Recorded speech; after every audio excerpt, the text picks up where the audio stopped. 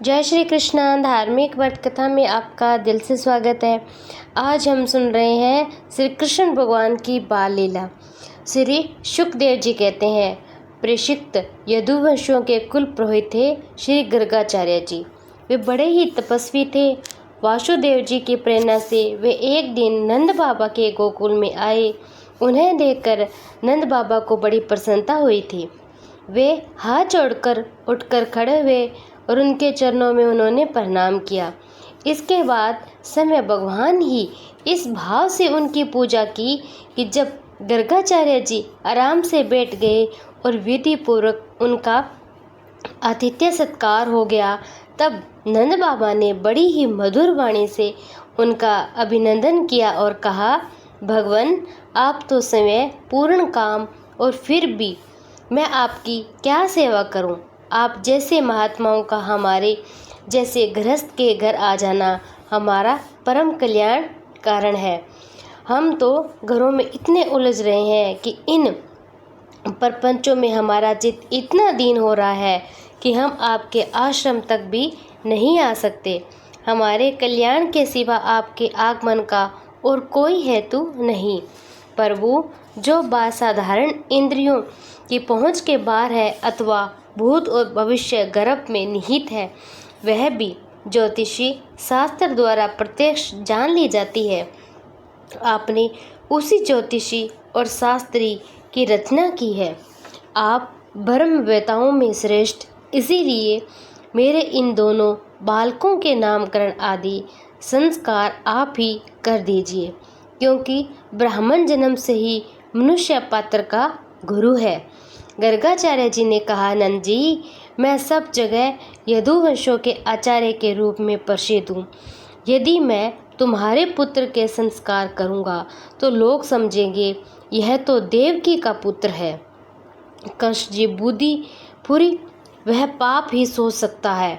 वासुदेव जी साथ तुम्हारी बड़ी घनिष्ठ मित्रता है। जब से देवकी की कन्या से उसने यह बात सुनी, उसको मारने वाला कहीं पैदा हो गया, तब से वह यही सोच करता है कि देवकी के 8वें गर्भ कन्या जन्म नहीं होना चाहिए था। यदि मैं तुम्हारे पुत्र का संस्कार कर दूं, वह इस बालक को वासुदेव जी का लड़का समझकर मार सकता है। हमसे बड़ा अन्याय हो जाएगा।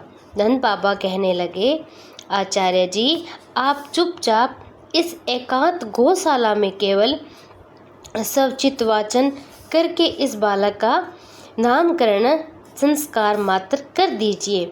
औरों की कौन कहे, मेरे सगे संबंधी भी इस बात को न जाने पाएंगे। श्री शुकदेव जी कहते हैं, गर्गाचार्य जी संस्कार करना चाहते ही थे। जब नंद बाबा ने उनसे इस प्रकार प्रार्थना की, तब उन्होंने एकांत में छिपकर गुप्त रूप से दोनों बालकों का नामकरण कर दिया था। गर्गाचार्य जी ने कहा, यह रोहिणी का पुत्र है, इसीलिए इसका नाम होगा रोहिणीय। यह अपने सगे संबंधी और मित्रों को अपने गुणों से अत्यंत आनंदित करेगा, इसीलिए इसका दूसरा नाम होगा राम। इसके बल की कोई सीमा नहीं, अतः इसका एक नाम है बल भी। यह यादवों में तुम लोगों में कोई भेदभाव नहीं रखेगा, लोगों में फूट पड़ने पर मेल कराएगा, इसीलिए इसका एक नाम सकृष्ण भी है। और यह जो सांवला सांवला है, यह प्रत्येक युग में शरीर ग्रहण करता है। पिछले युगों में इसने कर्मश, श्वेत, रक्त और पीत, ये 3 विभिन्न रंग स्वीकार किए हैं। अब की यह कृष्ण वर्ण हुआ है, इसीलिए इसका नाम कृष्ण होगा। नंद जी, यह तुम्हारा पुत्र पहले कभी वासुदेव जी के घर भी पैदा हुआ था, इसीलिए इस रहस्य को जानने वाले लोग इसे श्रीमान वासुदेव भी कहते हैं। तुम्हारे पुत्र और भी बहुत से नाम है, रूप भी अनेक है। इसके जितने गुण हैं और जितने कर्म हैं, उन सब के अनुसार अलग अलग नाम पड़ जाते हैं। मैं तो उन नामों को जानता हूँ, परंतु संसार साधारण लोग नहीं जानते। यह तुम लोगों का परम कल्याण करेगा। समस्त गौओं का ये बहुत ही आनंद आनंदित करेगा। इसकी सहायता से तुम लोग बड़ी बड़ी विपत्तियों और बड़ी बड़ी समस्याओं से समाधान पा सकते हो। वज्रराज पहले युग की बात है। एक बार पृथ्वी में कोई राजा नहीं रह गया था। डाकुओं ने चोरों और लूट मचा दी थी, और तब तुम्हारे इसी पुत्र ने सज्जन पुरुषों की रक्षा के लिए इस पर बल पाकर उन लोगों लुटेरों पर विजय प्राप्त की थी। जो मनुष्य तुम्हारे इस सांवले सलोने शिशु से प्रेम करता है वे बड़े ही भाग्यवान है। जैसे विष्णु भगवान के कर कमल छत्र छाया में रहने वाले देवताओं को असुर नहीं जीत सकते, वैसे ही इसे प्रेम करने वालों को भीतर या बाहर किसी भी प्रकार के शत्रु नहीं जीत सकते। नंद जी, चाहे जिस दृष्टि से देखे, गुण में, संपत्ति में, सौंदर्य में, कृति और प्रभाव में तुम्हारा यह बालक साक्षात भगवान नारायण के समान है। तुम बड़ी सावधानी तत्परता से इसकी रक्षा करो। इस प्रकार नंद बाबा को भली भांति समझाकर आदेश देकर गर्गाचार्य जी अपने आश्रम को लौट गए थे।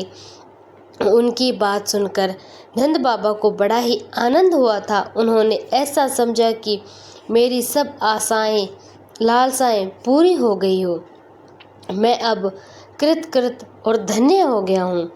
परीक्षित, कुछ ही दिनों में राम और श्याम घुटनों और हाथों के बल चलकर गोकुल में खेलने लगे थे। दोनों भाई अपने नन्हे नन्हे पाँव को गोकुल की कीचड़ में घसीटते हुए चलते।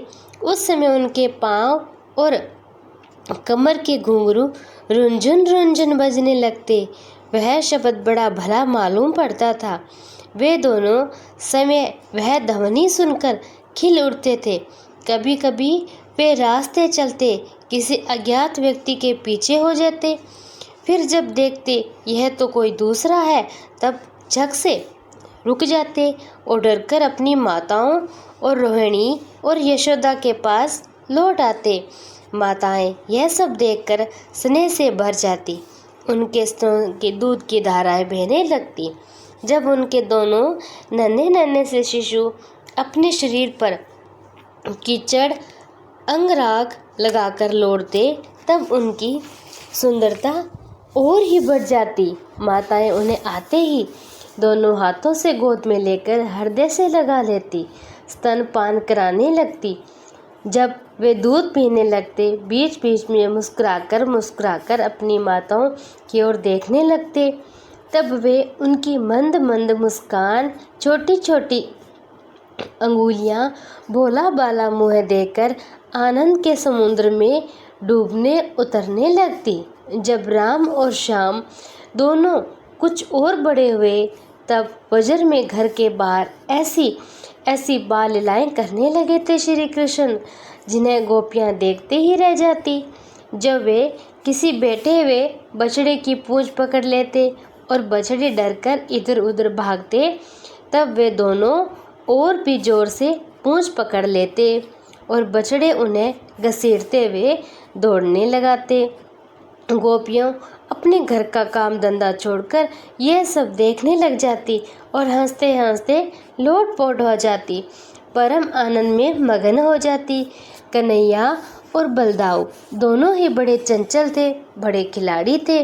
वे कहीं हिरनी, गाय आदि सींग वाले पशुओं के पास दौड़कर जाते, तो कहीं धधकती हुई आग से खेलने के लिए कूद पड़ते। कभी दांत से काटने वाले कुत्तों के पास चले जाते, कभी आंख बचाकर तलवार उठा लेते, कभी कुएं या गड्ढे के पास जल में गिरते गिरते बसते, तो कभी मोर आदि पक्षियों के निकट चले जाते, कभी कांटों की ओर बढ़ जाते। माताएं उन्हें बहुत बहुत संभालती, परंतु उनकी एक न चलती। ऐसी स्थिति में घर का काम धंधा भी नहीं संभाल पाती। उनका चित्त तो बच्चों में लगा रहता, वस्तुएं बचाने की चिंता से अत्यंत चंचल रहता।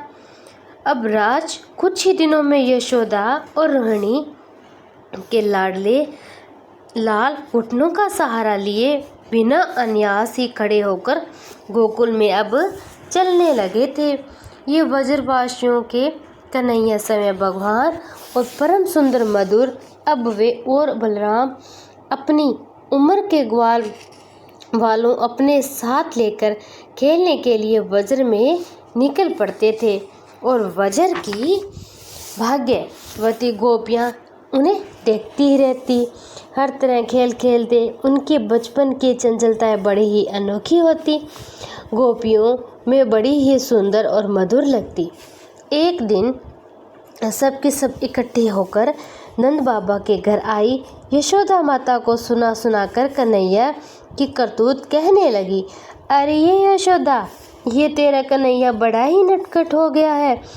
गाय दूहने के समय न होने पर यह बछड़ों को खोल देता है और हम डांटती हैं तो ठाठ ठाठ लगाकर हंसने लगता है जोर जोर से। यह चोरी के बड़े बड़े उपाय करके हमारे मीठे मीठे दही दूध चुराकर खा जाता है। केवल अपने ही खाता तो एक बात थी, ये तो सारा दूध दही वानरों को बांट देता है।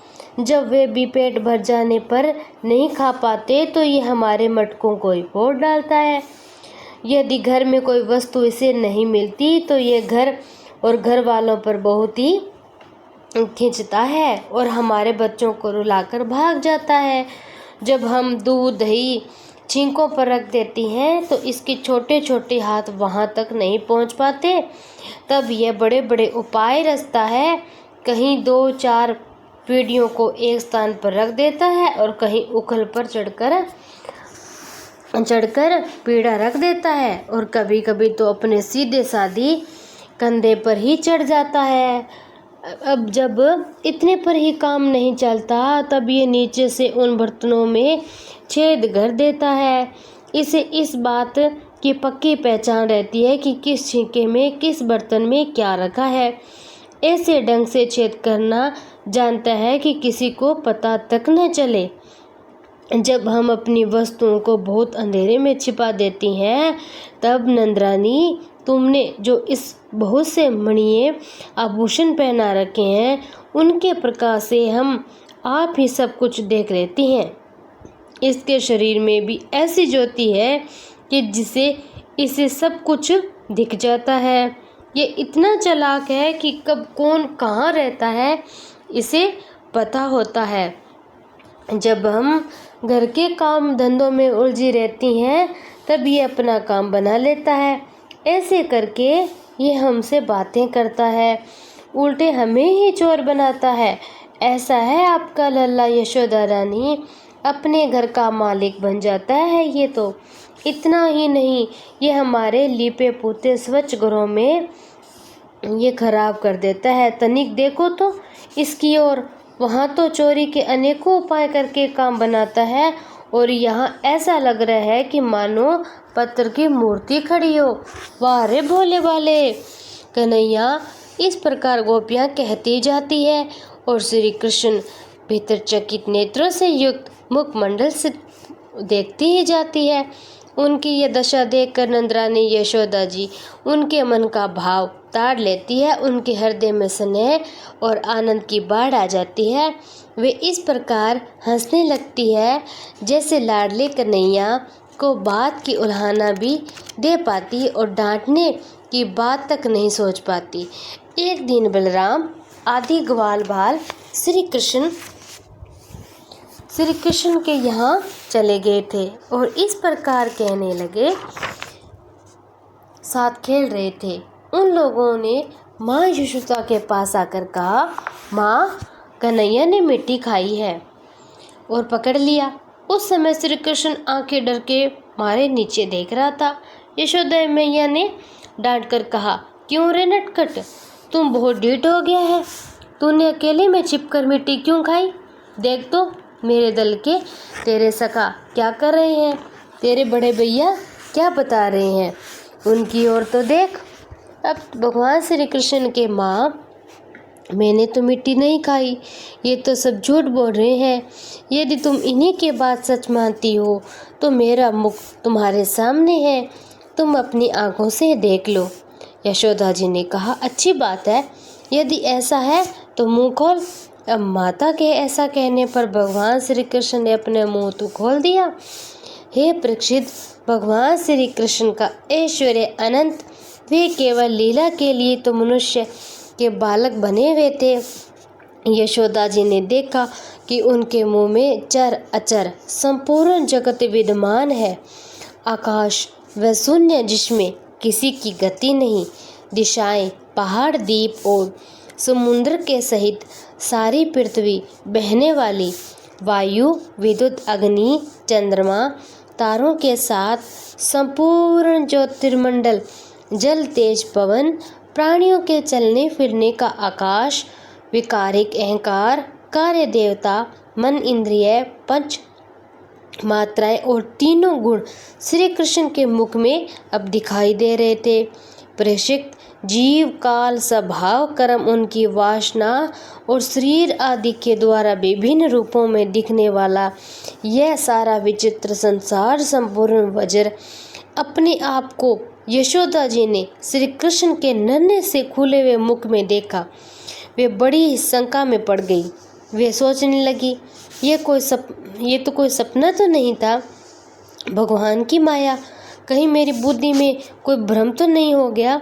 संभव है मेरे इस बालक में कोई जन्मजात योग सिद्धि तो नहीं है, जो चित्त, मन, कर्म, वाणी के द्वारा ठीक ठीक तथा अनुमान के विषय नहीं होते। यह सारा विश्व जिनके आश्रित है, जो इसके प्रेरक है, जिसकी सत्ता इसकी प्रतीत होती है, जिनका स्वरूप सर्वदा आश्चित्य, उन प्रभु में प्रणाम करती हूँ। यह मैं हूँ और मेरे पति तथा ये मेरा लड़का, साथ ही मैं वज्रराज समस्त संपत्तियों के स्वामी, धर्म पत्नी, ये गोपी, गोप, गोवर्धन मेरे अधीन है। जिनकी माया से मुझे इस प्रकार की कुमति घेरे हुए हैं, वे भगवान ही मेरे एकमात्र आश्रय हैं। मैं उन्हीं की शरण में हूँ। अब जब इस प्रकार यशोदा माता श्री कृष्ण का तत्व समझ गई, वे सर्वशक्तिमान, सर्वव्यापक प्रभु अपनी पुत्र स्नेह में वैष्णवी योग माया उनके हृदय में संचार कर दिया। यशोदा जी को तुरंत वह घटना भूल गई थी।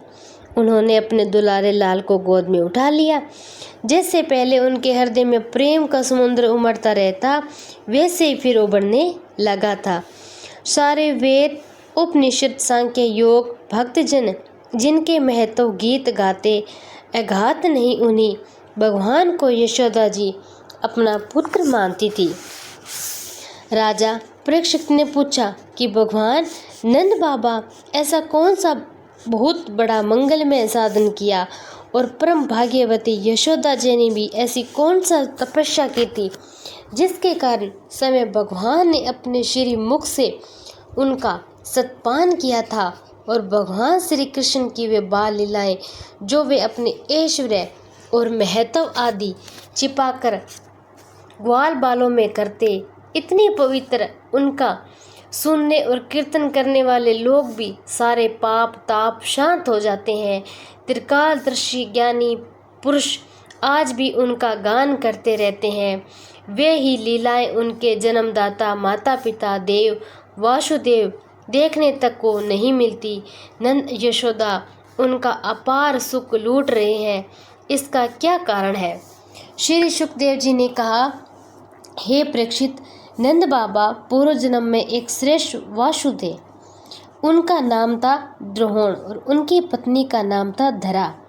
उन्होंने ब्रह्मा जी के आदेश का पालन करने की इच्छा से उनसे कहा, भगवान, जब हम पृथ्वी पर जन्म ले तब जगदीश्वर भगवान श्री कृष्ण हमारी अन्य प्रेम में भक्ति हो, जिस भक्ति के द्वारा संसार में लोग अनायासी दुर्गति पार कर जाते हैं। ब्रह्मा जी ने कहा, ऐसा ही होगा।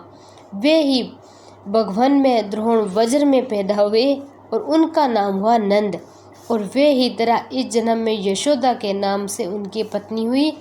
प्रेषित, अब इस जन्म में जन्म मृत्यु के चक्कर से छुड़ाने वाले भगवान उनके पुत्र हुए। समस्त गोप गोपियों की अपेक्षा इन प्रति पत्नी नंद और यशोदा जी उनके प्रति अत्यंत प्रेम हुआ। ब्रह्मा जी की बात सत्य करने के लिए भगवान श्री कृष्ण ने बलराम जी के साथ वज्र में रहकर समस्त वज्रवासियों को अपनी बाल लीला से आनंदित करने लगे थे। अब अगला अध्याय हम कल सुनेंगे श्री कृष्ण की बाल लीला का वर्णन। राधे राधे।